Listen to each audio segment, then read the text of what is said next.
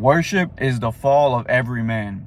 Now, I was thinking about this, right? And I was thinking, why do people like get clipped out of the game? Why do they go down a downward spiral? And by the way, when I say worship is a fall of every man, I'm not just talking about men. I'm talking about men and women. Human, or man being human, right? Anyway, so I was thinking, I'm like, why do people go down a downward spiral?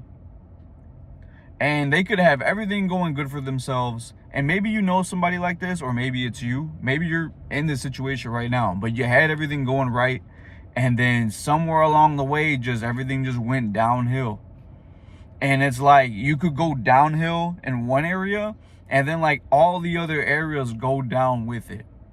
And it's so interesting because that kind of goes into play with the whole saying that, how you do one thing is how you do everything, or mostly everything, right? And I was thinking, I'm like, what causes this?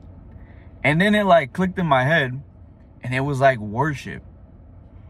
But worshiping the wrong things. Like, it blows my mind that people worship food. Like, people actually worship food. And maybe you're like, what are you talking about? Yo, there's videos of like, what's it called? Like food porn. And they'll be like breaking up like a cinnamon roll, or like they'll be spreading pizza apart and it's like all this stringy cheese. And yeah, obviously it looks delicious, but people are just sitting there watching this, consuming it, drooling, like consuming the content, like, and it's like, that is a form of worship. And then so much so that people, call themselves foodies. Like, let's be real, we all love to eat, like you're nourishing your body. I mean, that was the whole point of eating in the first place. You ever try to pet a dog when he's eating? Motherfucker's gonna growl at you. Like, don't disturb me, bro. This is my happy time. Food is delicious. 1000%. I love to eat. But where it becomes a problem is when you get so bad to the point where you're watching videos of food and you're just salivating, right? And then you might even get to the point where you're watching other people eat. Now, that to me is crazy. That to me, we live in a different world now, but that to me is crazy. Like, you watch people eat. That's weird. That's weird. That's almost like watching people make love. Like, that's weird too, but that's been normalized. A whole different topic. We'll actually get into that too, because worshiping food, worshiping women, right? If you're a man and a dude that's just like, he don't leave his girl alone. And this is like, bro, it's only a matter of time before she gets sick of you. But they put the girl on the pedestal, and it's like, when does a relationship go bad if you're a man? When you put the girl on a pedestal and you're like worshiping her. Like, don't do that. She's gonna lose respect for you. It's just, her attraction for you is gonna go down the drain. Worshiping money. They talk about that in the Bible. It's not necessarily that money is the root of all evil. It's the love of it. It's worshiping it. So much so that you prioritize money over the people that you actually love, right? You see this with people. They worship items, materialistic things, like, their spouse could get in a car accident and they're more concerned with the car that they bought than the person's safety. And they're like, it's messed up, because it's not even real. Like, when I say real, obviously like a car is real, but you know what I'm saying? It doesn't have a soul. It doesn't have a spirit. It's not a living thing. But my whole point with this whole thing is, worship is when people start going down they start worshiping things. They will make something their God, right? They'll make something their God, and it could even be drugs, and everybody, you could call this, what's it called? A vice, right? It could be called a vice, but the vice ends up getting worshipped, right? And I think it's just a horrible thing to have. But if you look around, this is what happens. Now, then I thought about, well, what would cause somebody to elevate, right? And I don't want to get into, I'm not going to get into religion and all that, because if you worship God, I would say then you're on the right path. I'll just put it like that. I'm not here to preach, and I'm not here to get into that whole thing. But let's say, on the other side of the equation, right? It's like, well, what would make somebody elevate?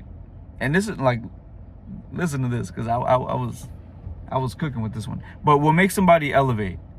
And it's like, I was having a conversation with somebody recently, and I told them, I said, hey, I'm like, you ever love somebody so much that you were willing to do like almost anything for them? Because I think, a lot of us have been there, where we're so in love with this person, or we love this person. It don't even have to be romantic. It could be a family member, right? And it's just like, this is I love whoever, right? And so much so, yeah, you're willing to bend over backwards for them. You're willing to sacrifice things, give them things that, if your last dollar, right? Take your shirt off to give it to them, that kind of thing. That same love that you have for somebody else, you need to have that same love for yourself. When you're able to love yourself so much so that you're willing to do anything because you've built such a good relationship with yourself that like nothing is breaking that. Like, no, and it's so interesting because when you do that, it's like, what would you do if you actually loved yourself to that capacity that you were willing to do anything? And it's like, wow. Like, you start thinking about a bunch of crazy, well, at least I did, right? And a lot of the things that I do now are because I've built that relationship with myself. And it's like, yo, I've let you down before, man. But it is like me talking to myself, but it's like, I've let you down before with certain things, but we're not doing that anymore. Like, and it goes into the saying, you don't raise, or you don't rise to your potential, you fall to your standards. You don't rise to your potential, you fall to your standards. So what's the standard?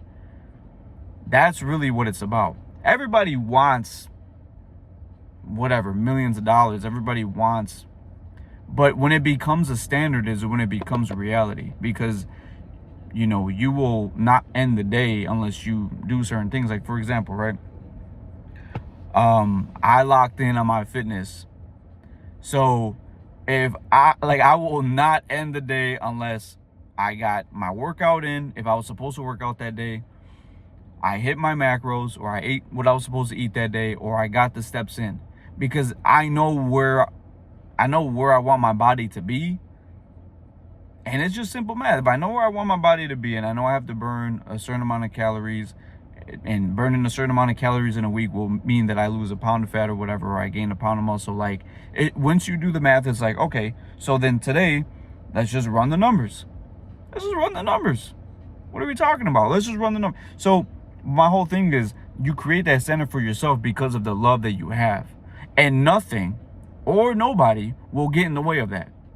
And I do strongly believe that everybody should be so in love with themselves to this point, because this means that you will be taking care of yourself to the highest degree. And again, let's be real.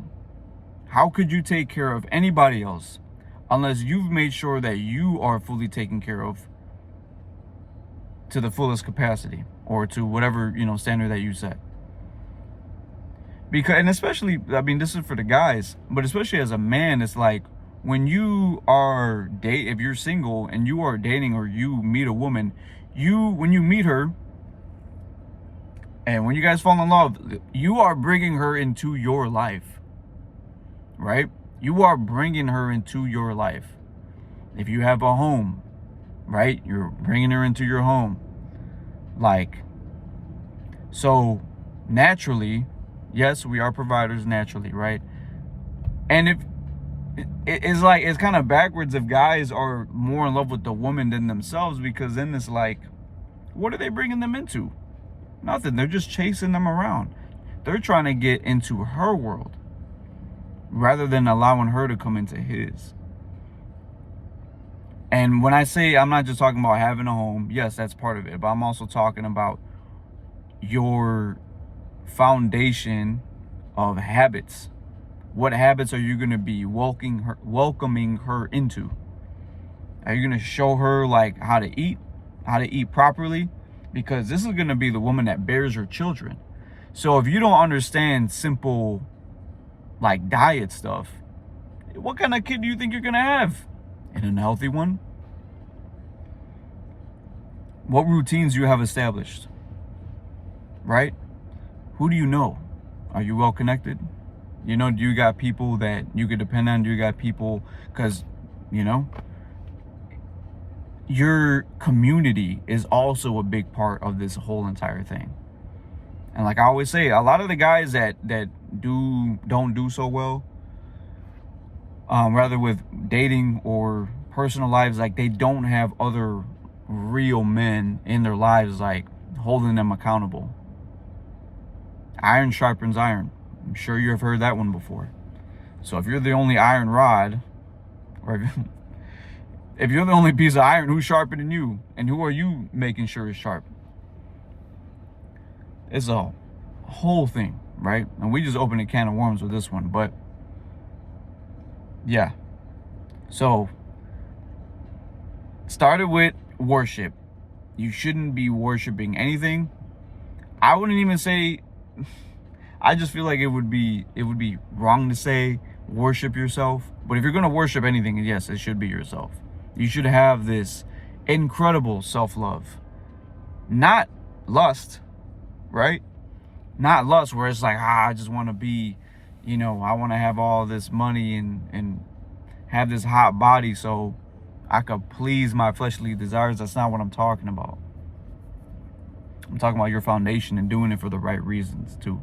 Because then once you get what you want and once you satisfy those desires, the ambition and the motivation to keep that going is gonna deplete. It's gonna deplete. It's just gonna deplete. I'm over here looking for words in my mental vocabulary. It's been a long weekend. My brain is fried. I've been working a lot, but we still moving through. So that's really my whole point with this whole thing.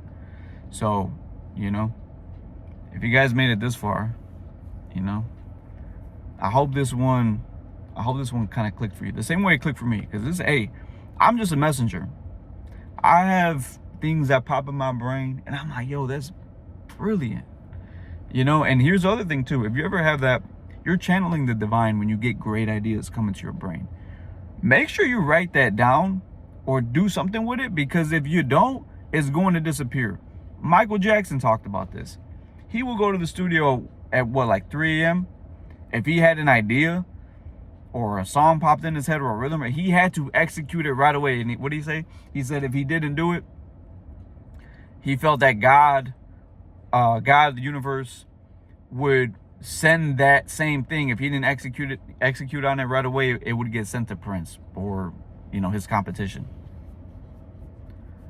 Hey, don't let the brilliant things that come to your mind throughout the day just go to waste. Like, those are actually gifts.